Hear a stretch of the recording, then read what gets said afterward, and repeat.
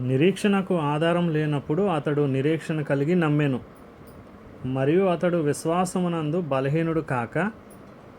అపోస్తలుడైన పౌలు రోమీలకు రాసిన పత్రిక 4వ అధ్యాయము 18 మరియు 19 వచనములు. దృఢమైన విశ్వాసాన్ని పొందడం ఎలా అని ఒకసారి ఒకరు జార్జ్ ముల్లర్ని అడిగారు.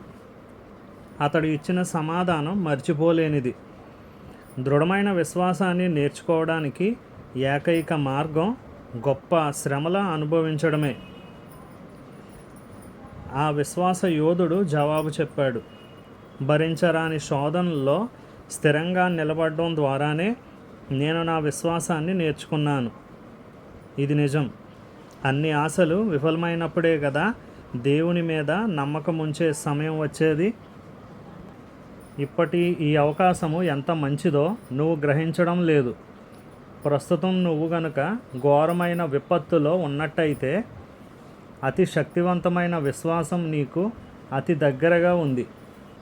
నువ్వు సమ్మతిస్తే ఈ సమయంలోనే తన సింహాసనం మీద నీకెన్నడూ లేనంత అధికారం నీకు దక్కే పద్ధతిని దేవుడు నీకు బోధిస్తాడు.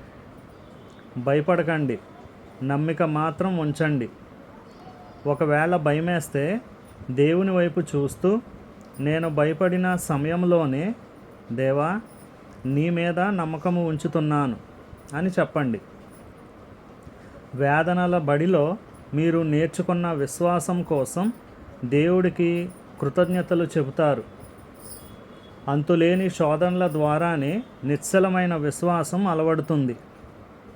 క్లిష్ట పరిస్థితుల్లోనే దేవుని అతి ప్రశస్తమైన బహుమతులు లభ్యమవుతాయి. కొందరు మనుష్యుల కన్నీళ్ళు రక్తం నేల మీద చిందకుండా, వాళ్ళ ఆత్మలు చింతాక్రాంతం కాకుండా ఇహలోకపరంగా కానీ ఆత్మీయంగా కానీ ఎప్పుడైనా ఎక్కడైనా గొప్ప సంస్కరణ కానీ మనుష్యులకి ప్రయోజనకరమైన పరిశోధన కానీ ఆత్మల్ని మేలుకొల్పే ఉద్యోగం కానీ కలిగిందా? లేదు. ఇలాంటి గొప్ప సంఘటనలకి మూలకర్తలైన మనుష్యుల శ్రమలే ఈ సంఘటనలకి పురిటి నొప్పులు. మతపరమైన మూఢాచారాలను ఎదిరించడానికి మార్టిన్ లూథర్ పడిన శ్రమలు, గడిపిన తృణీకారపు రోజులు ఇలాంటివే. దేవుని కృప సంబంధమైన సువార్తను యోధా మతాచారాల నుండి వేరు చేయడానికి పౌలు జీవితమంతా ఒక అంతం లేని ఆక్రోశమే కదా.